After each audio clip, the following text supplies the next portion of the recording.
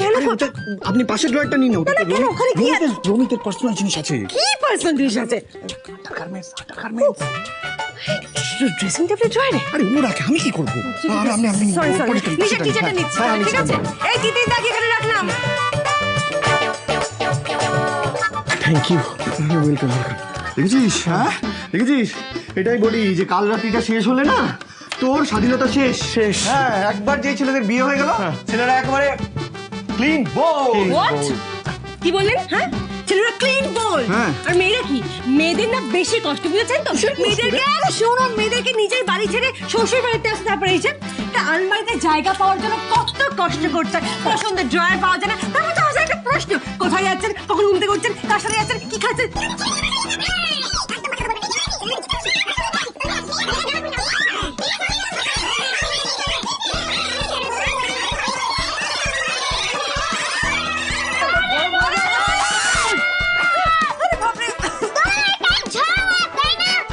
বেশ, এবার থেকে তিতলি মিমি না না, এখন তো কাকিমণি হয়ে গেল, কিন্তু আমি কুট্টি বলে ডাকবো। আজ থেকে কুট্টি আর মাম্মা আমার সাথে থাকবে, আর তুমি আর পাপাই একাই থাকবে রমি। তাহলে আর ঝগড়া হবে না। না, আর ঝগড়া হবে না, এখন থেকে তো আমরা বন্ধু বন্ধু।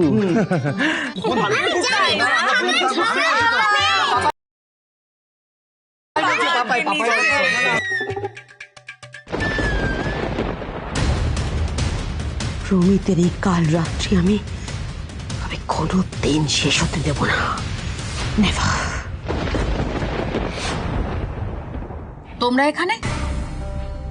যে হুটাৎ করে গ্রামের লোকজন নিয়ে অন্যের ঘরে ঢুকে পড়ে, সে হঠাৎ তার ঘরে গ্রামের লোকজন দেখে অবাক হচ্ছে কেন? কি চাই কি তোমাদের? চাইতে নয়, জানাতে এসেছি। কি? এতদিন ধরে গ্রামের মানুষের সঙ্গে যা যা করেছো, বিশেষ করে আমার পরিবারের সঙ্গে যা যা করেছো, তার শাস্তি পাওয়ার সময় হয়ে গেছে শান্তি। আজ থেকে গ্রামের পঞ্চায়েতের কোনো মিটিংয়ে তোমায় থাকতে দেওয়া হবে না। যাদের যাদের দলিল বাজেয়াপ্ত করে গয়না বন্ধক রাখার নাম করে যে স্বেচ্ছাচারিতা তুমি করে গেছো, তারা আজকে তাদের অধিকার বুঝে নেবে শান্তি। এই যাও, শান্তির ঘর থেকে সব বার করে নিয়ে এসো। কোথায় যাচ্ছ তোমরা? দাঁড়াও, তোমরা কোথায়? এই তোমরা এভাবে আমার ঘরের ভেতর ঢুকতে পারো না। কোথায় যাচ্ছ তোমরা? পরিতোষ দা, তুমি কিছুই করতে পারো না। গ্রামের মোড়ল হিসেবে এভাবে অন্যায় কাজ তুমি কিছুতেই করতে পারো না পরিতোষ দা। না, এই অন্যায় কথা তোমার মুখে শোভা পায় না শান্তি। এই সবাই সব পেয়েছো? হ্যাঁ পরিতোষ দা, সব ফিরে পেয়েছি। ধন্যবাদ পরিতোষ দা, আজ তোমার জন্য আমরা সব ফিরে পেয়েছি। এই, আজ অব্দি তোমার জমি কর, জল কর বাবদ বকেয়া হচ্ছে 5 লাখ টাকা। আর এই অলোক, প্রবীর, সুশান্ত, এদের জমির দলিল বন্ধক রেখে যে সুদ তুমি নিয়ে গেছো, সেই টাকারও পরিমাণ হচ্ছে 3 লাখ। তাহলে মোট হচ্ছে 8 লাখ টাকা। এই 8 লাখ টাকা তোমাকে 1 মাসের মধ্যে মিটিয়ে দিতে হবে শান্তি। অসম্ভব। আমি পারবো না। আমার কোটি বাটি বিক্রি করলো, বাড়ি বিক্রি করলো, আমি পারবো না। না শুনবো বলে তো আজকে আমি আসিনি শান্তি। শোনো, এতদিন ধরে তোমার অন্যায়ের কেউ কোনো প্রতিবাদ করেনি, কিন্তু আজ তোমার অন্যায়ের বিচার হবে এবং তা বন্ধ হবে। ঠিক 1 মাস সময় দিলাম তোমার। এই 1 মাসের মধ্যে যদি তুমি 8 লাখ টাকা শোধ করতে না পারো, তাহলে তোমাকে গ্রাম ছাড়তে হবে। আর এটা গণেশগঞ্জের এই মোড়ল পরিতোষ চক্রবর্তীর শেষ সিদ্ধান্ত। চলো।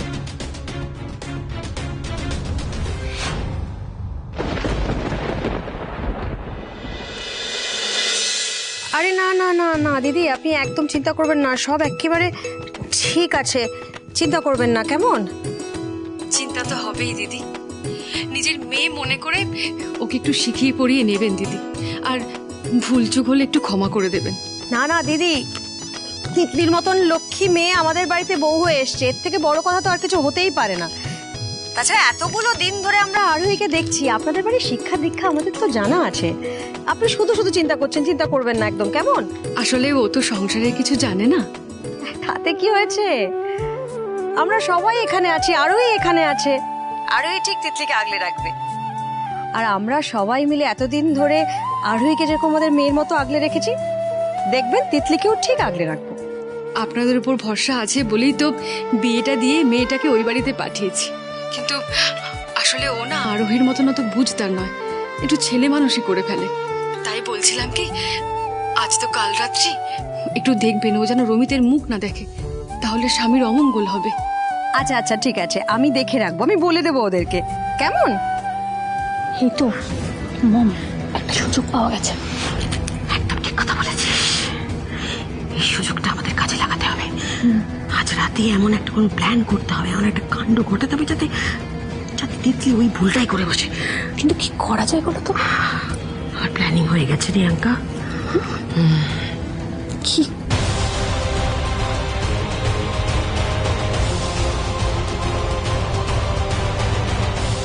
You are genius, Mom. চলো ব্যবস্থাটা করে ফেলি।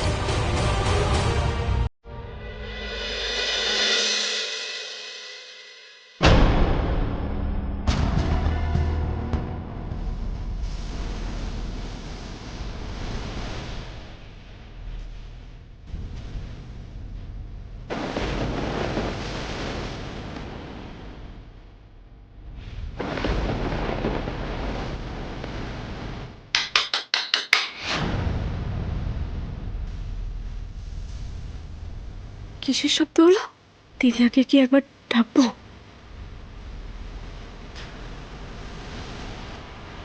না থাক।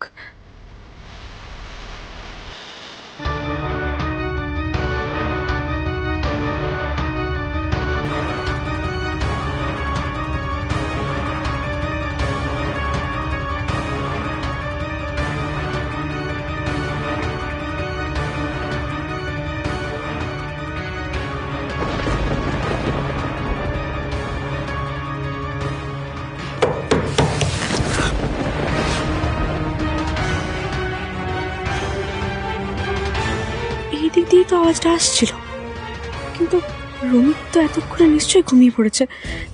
তাহলে কিসের থেকে আওয়াজটা এলো? চোর টোর এলো না তো?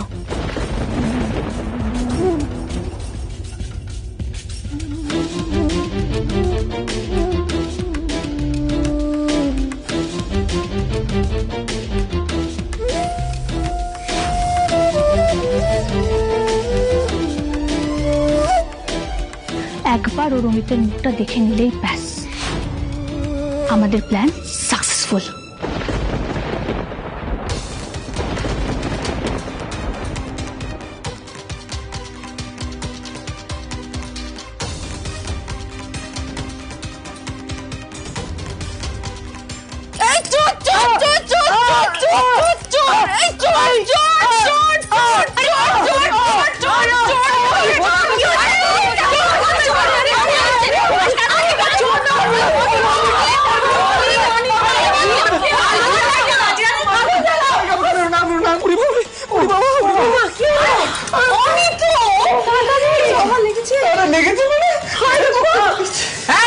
তুমি এখানে কি করছো এখন? আজ কাল রাত্রি বরের মুখ দেখলে বরের অমঙ্গল হয়, জানো না সেটা? বিয়েটা তো করে নিয়েছো, আর বিয়ের এই সামান্য নিয়মগুলো জানো না? আজ যদি আমার ছেলেটা এখনো অমঙ্গল হয়, তাহলে কে নেবে তার দায়িত্ব? তুমি নেবে? দেবে তুমি? বলো আমাকে, কে নেবে তার দায়িত্ব? আমি তো আওয়াজ পেয়ে চোর ধরতে এসেছিলাম। মানে আপনি আপনি বসুন তো, বসুন। বস বস বস বস। আরে আরে তুই তুই এখানে রুমের ঘরে কি করছিস? আরে রমিতের মাথা ব্যথা করছিল, এই ঘরে এসিটা কাজ করছে না, তাই আমি বললাম যে ঠিক আছে তুই আমার ঘরে গিয়ে শুয়ে পড়, আমি তো এসি ছাড়া ঘুমোতে পারি, আমার অসুবিধা হয় না। আমি এই ঘরে এসে শুয়ে পড়লাম, এবার আমার জল তেষ্টা পেয়েছে, জল খেতে উঠেছি, জল খেতে উঠতে গিয়ে ওই চশমাটা নিতে গেছি, হাত লেগে চশমাটা নিচে পড়ে গেছে, চশমাটা খুঁজতে গিয়ে আর কোনো চান্সে দেবো দাম মারা শুরু করে দিল। আচ্ছা আচ্ছা ঠিক আছে ঠিক আছে। সরি সরি, আমি সত্যি একটু বুঝতে পারিনি। আমি ভেবেছিলাম চোর এসেছে, তারপরে আমি তো ভেবেছি খাটে রমিত শুয়ে আছে আর আপনি চুরি করতে ঢুকেছেন, তাই ভুল করে মেরে ফেলেছি আপনাকে। সরি। এই দেখো খাটে কেউ নেই। রমিত যা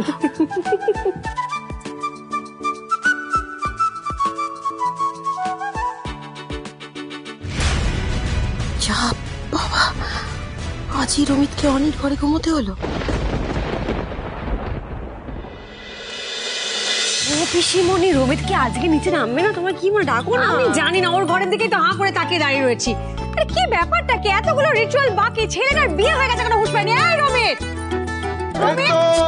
চলে এসেছি। এই দৌড়স না, ধুতি পথে দেরি হয়ে গেল। রমিত কিচ্ছু হবে না। আরে ছুটিস না, ধুতি খুলে যাবে। আমি বলছি ধুতি দেখাচ্ছি তো।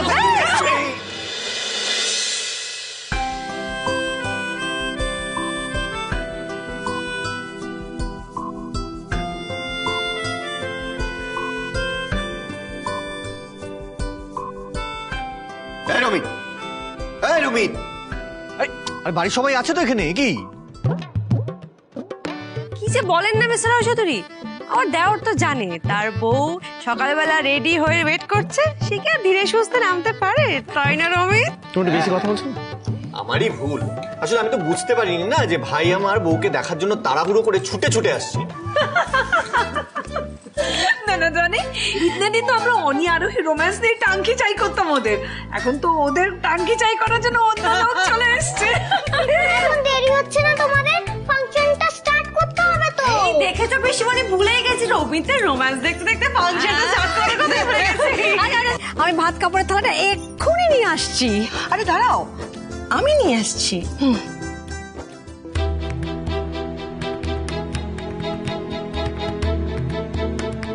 বাবা, তোমাদের সবাইকে দেখে মনে হচ্ছে তোমরা খুব অবাক হয়ে গেছো। হ্যাঁ, কি ব্যাপার?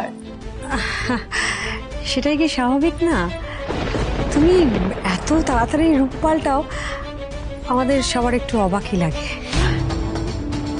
আসলে কি বলতো, আমি না আমার ভাগ্যকে মেনে নিতে শিখে গেছি। মায়েরা তো সবসময় তার সন্তানদেরই ইম্পর্টেন্স দেয়, আর মায়েরা শুধু এক্সপেক্ট করে যে তার সন্তানদের গুরুত্বপূর্ণ ডিসিশনগুলো মায়েরও কিছু কন্ট্রিবিউশন থাকবে। বাট আনফর্চুনেটলি আমার দুই ছেলের বিয়েতেই আমার মতামত রাখার কোনো জায়গা ছিল না, তাই একটু আপসেট ছিলাম। But it's okay, if they are happy then I have no problem. চল রিয়াঙ্কা, হেল্প কর, নিয়ে আসি। চলো। এই তো গ্র্যান্ডসো হ্যাপি হয়ে গেছে, এখন সবাই হ্যাপি।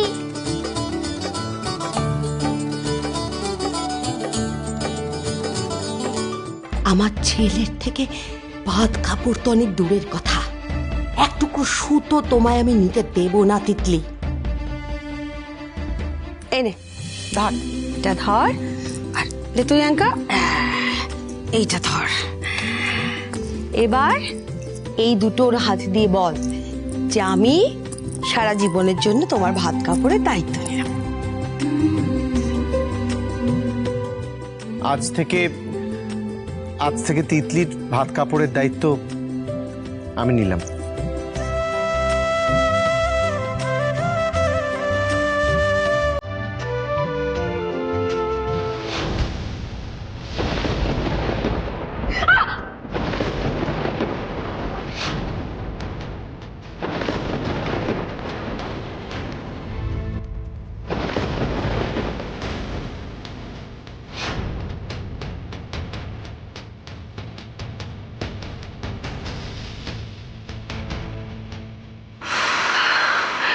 सही वक्त पर पकड़ लिया था आरोही, वरना ये रिचुअलটা তো হতো না। আমাদের এই প্ল্যানটাও তো ফেল হয়ে গেল মম, এবার আমরা কি করব? এভাবে হবে না, এবার আমাদের এমন কিছু করতে হবে যাতে আরোহী কিছুতেই বাঁচাতে না পারে।